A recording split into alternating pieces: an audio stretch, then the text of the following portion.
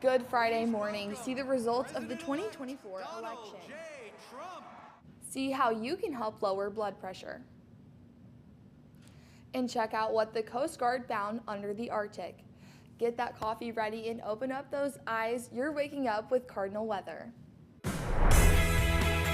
From Ball State Unified Media, you're waking up with Cardinal weather, live from the Ball State Weather Center.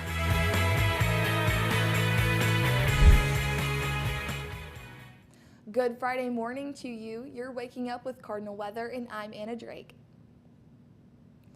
Donald Trump has secured a historic second term in the White House. A crucial win in the battleground of the state Wisconsin early Wednesday put him over the top of 270 electoral votes he needed. Vice President Harris has since conceded the election, congratulating Trump on the win. Ivan Rodriguez is in the West Palm Beach, Florida, where President-elect Trump celebrated with supporters. Please welcome President-elect Donald J. Trump.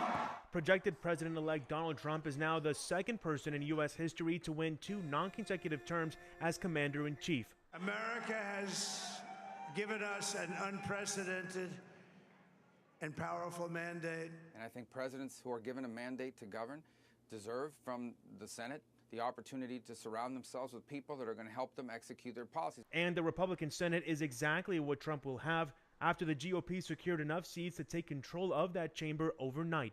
He gave a peek into his prospective administration. Robert F. Kennedy Jr., he came in.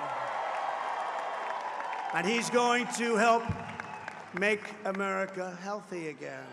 Kennedy is known for his extreme views on America's public health systems and anti-vaccine stance.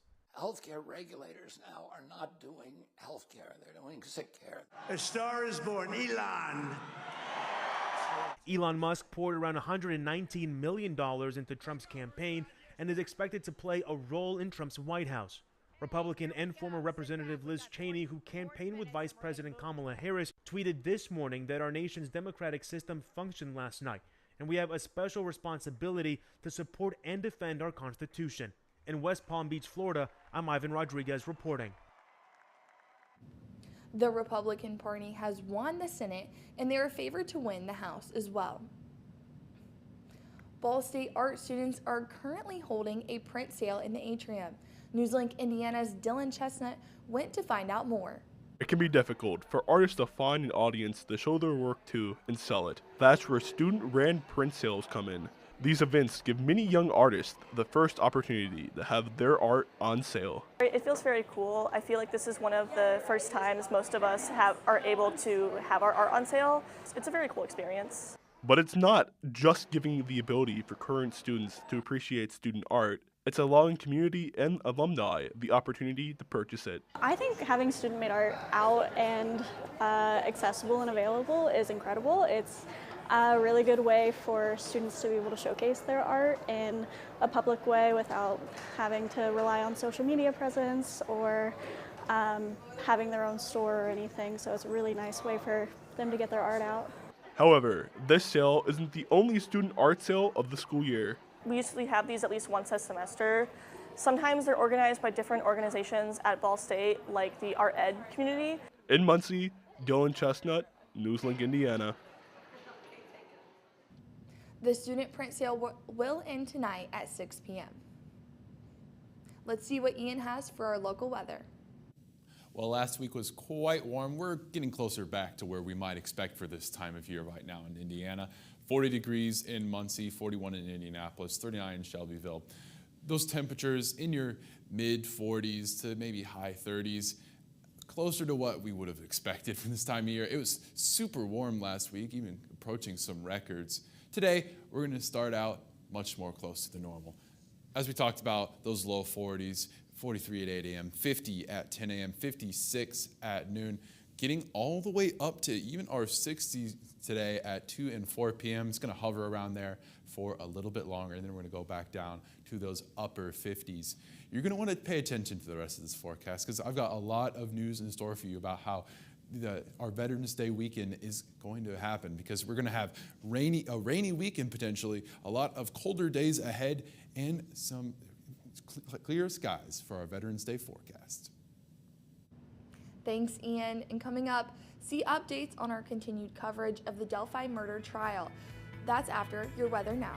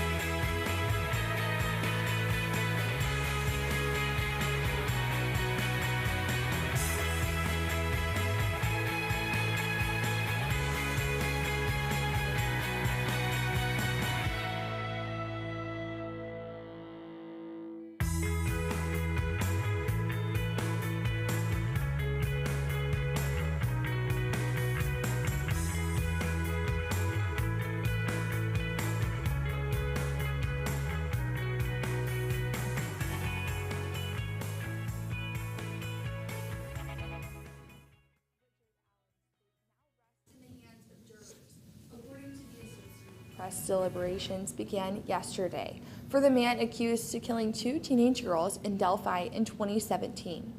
AP says that Carroll County prosecutor told the court in the weeks-long trial that Allen had repeatedly confessed to the murders, on the phone and in person. He said that Allen is the bridge man. Allen's attorney claimed he was innocent, citing no DNA from Allen at the scene or witness identification. AP says that Allen could face up to 130 years in prison if he's convicted. Staying on the treadmill for 5 minutes more could lower your blood pressure. At least that's what a new study published Wednesday in the journal Circulation says. Researchers looked at data from nearly 15,000 people who wore activity monitors and had their blood pressure tracked. The authors broke down the day's activities to 6 categories: sleep, sedentary behavior, slow walking, fast walking, standing, and more vigorous exercise. They noticed replacing the sedentary time with an activity actually has a positive impact on your health. So 5 minutes more could lower your blood pressure, and one professor who wasn't part of the study says 10 more minutes could actually reduce the risk for heart disease and stroke. It's important to note that the study is observational, which means it can only show an association, but it can't say for sure that the increased activity lowers blood pressure. Let's see what Rachel has for our national weather. Temperatures are definitely starting to get cooler throughout the states. We see 68 right now in the south, and then low 30s, mid to high 40s in the central portions of the states, and low 30s for the north. Looking at our highs today, we see we could possibly get up to 80 in the south, 55, 50-ish range for the central portions, and low 60s for the north. Looking at our watches and warnings, we are actually in a red flag warning here in the east.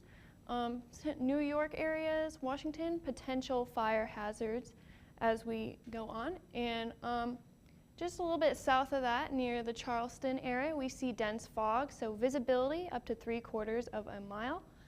And then as we go into Texas, going down south more, we see a flood watch, flood warnings. And then just a little bit north of that in the Colorado area, we actually see snow. We could see up to 4 to 10 inches of snow and rain, or freezing rain up there. And then for California, we also see another red flag warning, as well as a pollution air quality warning. So more pollutants in the air, as well as, and the red flag, meaning more hazardous conditions for those fires, and a frost advisory, meaning below freezing temperatures.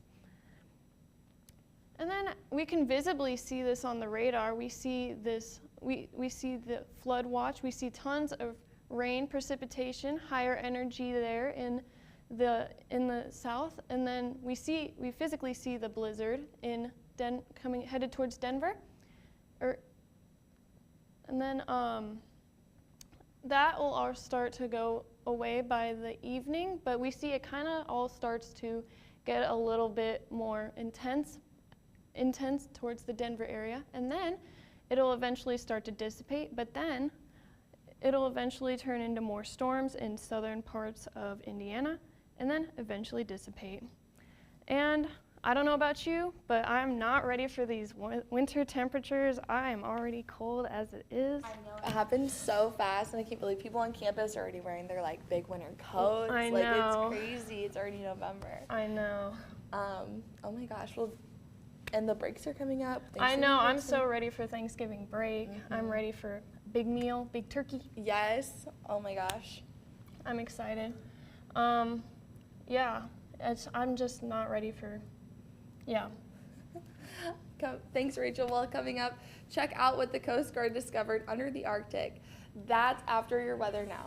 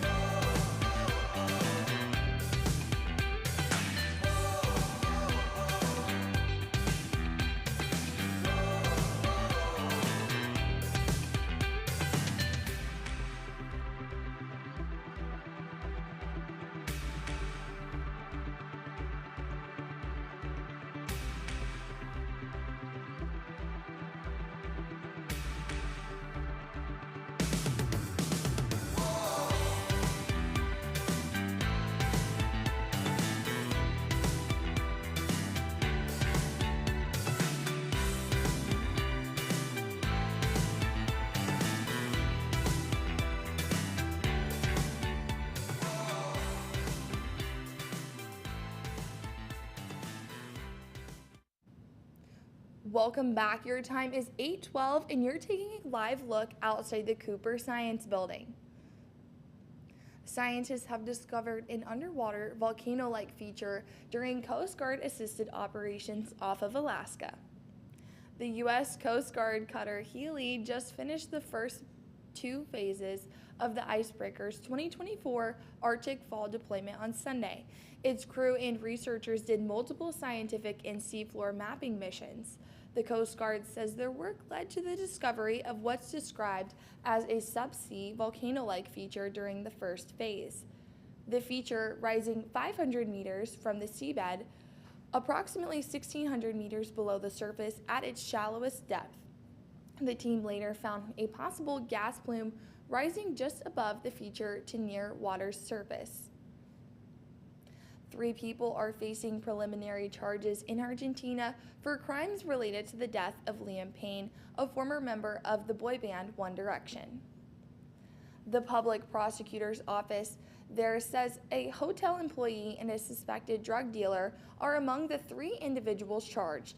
The 3 face charges of abandonment of a person before a death, supply and facilitation of narcotics. The 31-year-old British pop star died on October 16th after falling from the 3rd floor of a hotel in Buenos Aires. According to the prosecutor's statement, the late singer had alcohol, cocaine, and a prescription antidepressant in his system before death. Toxicology analysis indicates Payne may have slipped into a state of semi or total unconsciousness. Let's see what Ian has for our local weather. Yeah, well, and I've been trying to give us some exciting things to talk about. And last week we had a lot of really warm days. Unfortunately, some of you may have forgotten, we're still in the middle of winter. We've got clear skies right now. That's led to us having some really cool overnight temperatures across Muncie right now. Our radar looks completely clean. If you looked out west, you might have seen a little rain a bit far away from us. We'll get to that later in the show. Our 24-hour temperature change, we've started to cool down a lot, back towards our normal. -7 for our 24-hour temp change in Muncie, -5 in Indy. We're getting back to what we might have expected for this time of year, those normal, cool, mid to late fall temperatures. Looking at our currents, it's 40 in Muncie, 41 in Indy, 39 in Shelbyville. So you can see we were really warm over the past week. Yesterday was actually the start of those cooling temperatures though. Yesterday's low was 39 degrees. Our average low is 39 degrees. We are exactly back to normal. We're pretty far away from that record of 17 degrees though. I don't want it to be that cool. I'm sure none of you do either. If we're going to look at the rest of our precision cast temperatures, though, let's see if we keep with this pattern. It's going to be 60 degrees in Winchester, Muncie, Friday, 6 p.m. Going to be pretty normal across all of our viewing area, 43 degrees, those low 40s all the way back up to almost 60 Saturday at 6 p.m. You're going to see a pretty similar pattern over these next couple of days. You're just going to see those much cooler overnight temperatures since we're not going to have as many clouds, and those mid to high 50s and low 60s on our midday temperatures. We're still in that drought. Right? We've been talking about this over the past few days in our forecast. You got this moderate drought here in Muncie, Winchester, Anderson, up towards our northern viewing area. We're even in a severe drought. We were under a no burn watch over the past couple of days, over the last week. We're not in that anymore. So let's see if we're going to get any relief from that drought. And we are starting this weekend. If you had any outside plans, you might want to start watching out since we have those clear skies out to our west that are going to be ruined by these clouds coming in from the west. Looking over our viewing area, heading into Saturday, heading in around middays, that's when you see those clouds start to move in. As we head later in the day, that's when you're going to start to see that rain overnight.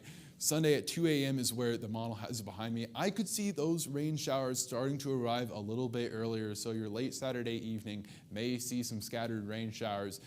That rain will continue into Sunday morning.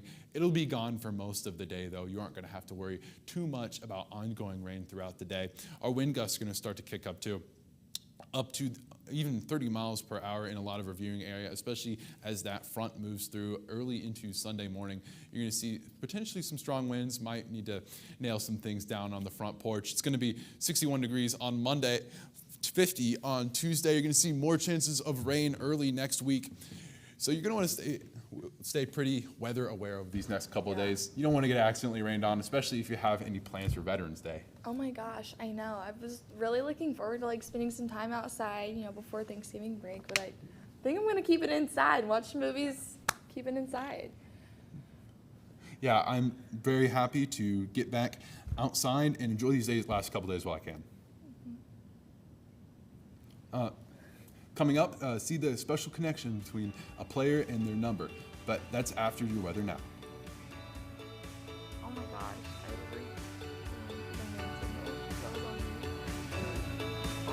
oh my gosh, I blanked that. I'm so sorry.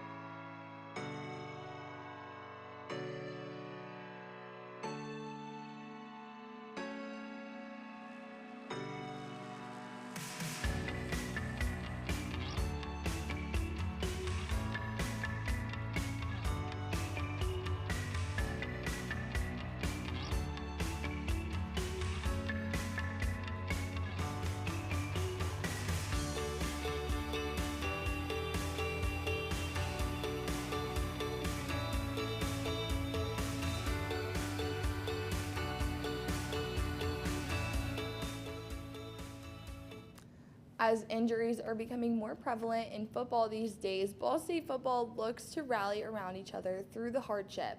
NewsLink Indiana's Dakota Atwood has more on an interesting number.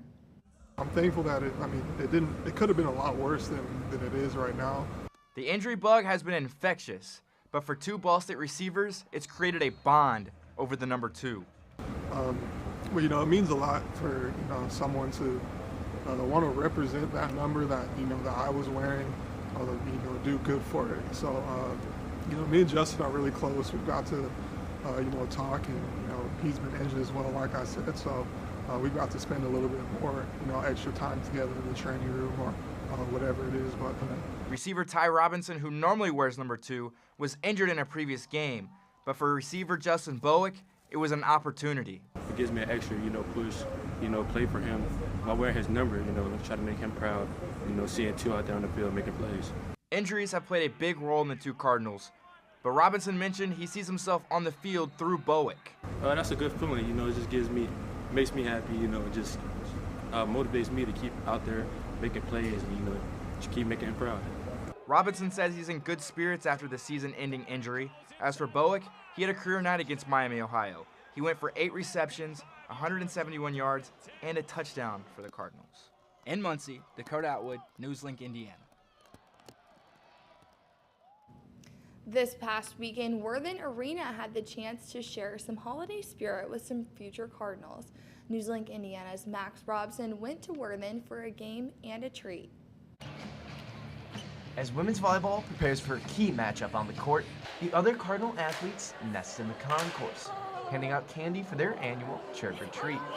And although the Cardinals on the court couldn't attend, they were just as excited to bring the fun to the arena. We've never been able to participate in it since it's always at our games, but it's really cool to kind of like bring in the community and show that we're up for a little bit of fun and just bringing the community in and just having a good time with the community and then watching some volleyball as well. But this isn't just a one-off event, however.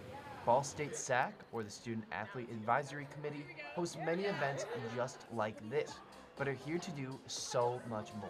SAC is here to give all student athletes a voice in all matters important to the athletes. But they are the voice of the student athlete body, so we've got about 450 student athletes, and if any athlete in that feels that they have a concern or a question, they can go to their SAC reps and kind of funnel any concerns or questions up through the SAC group. I think it's really important that like everyone has a voice in our meetings. It's really interesting to kind of get every athlete's perspective on their like all these different issues, and then everybody just kind of voicing their opinions and being able to kind of get their inputs. And for Ryan, working with SAC is more than just helping the students run events. For me, it was important to just get in a position where I could help them be more visible with them, help them achieve more of that leadership and life skills area.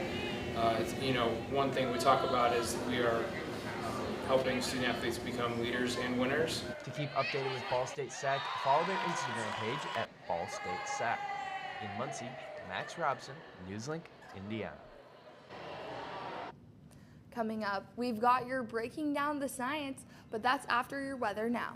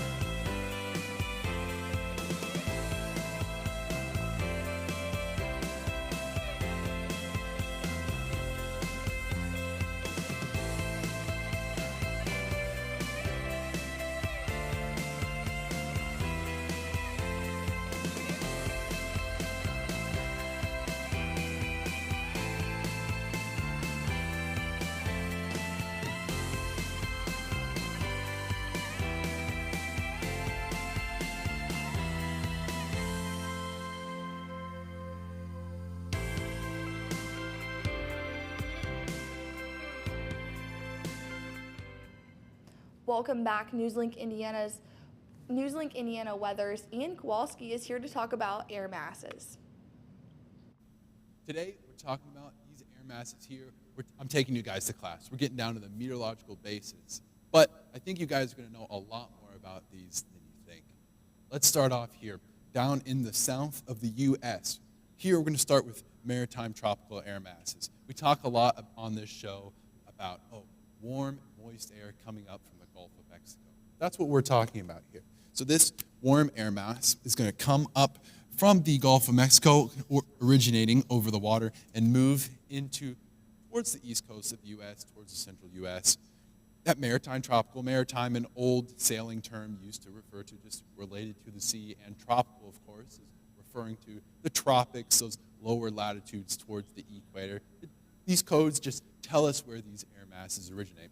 Moving towards the center of the U.S., we have this continental tropical air mass. So as you can imagine, continental air comes from air that originates over land mass coming from Mexico here. Now, that air that comes from over air mass is going to be a lot less moist, potentially bringing some drier air than you would see from a maritime tropical air mass. That doesn't mean there isn't any moisture at all, of course, as it is still coming from the tropics as it moves up towards southern Texas, but that is some of the reasons you're going to see drier conditions down there some parts of the year. We do have another maritime tropical air mass on the west of the United States.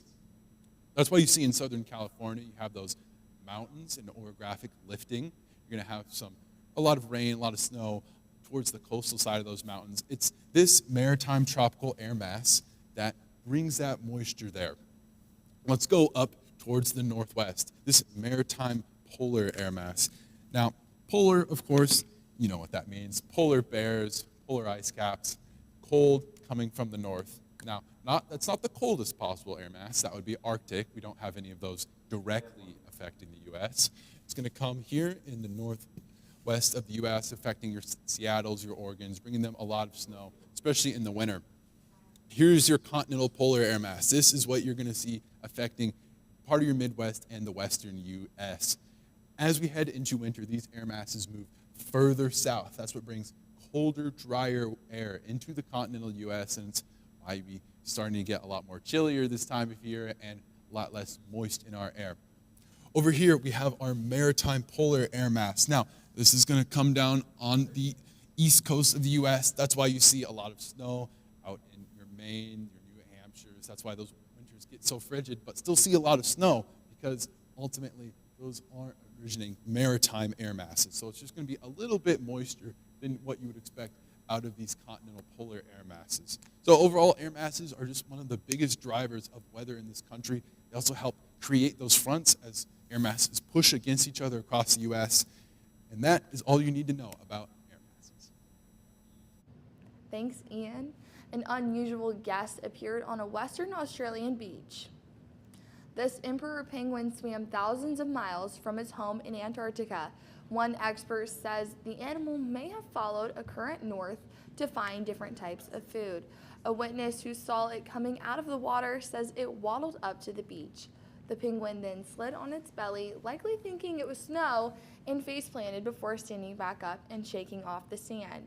Australia's Department of Biodiversity, Conservation, and Attraction said the penguin was malnourished. Now it is being rehabilitated by a trainer and registered local wildlife carer. Emperor penguins are only found in the wilds of Antarctica, but they are increasingly threatened by climate change. What a sweet little story. I'm glad to hear the penguin is doing okay, and really awesome information about air masses. That's something I feel like I didn't know about. I think that doesn't get talked about enough.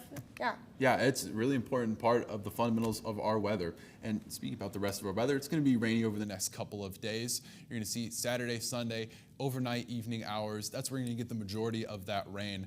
I expect it to affect your early evening in Saturday, so you might want to watch out in case you have any plans then. Heading into early next week and Veterans Day, you're going to get a break from this rain and these showers. You're going to see mostly clear skies, a high of 61 degrees.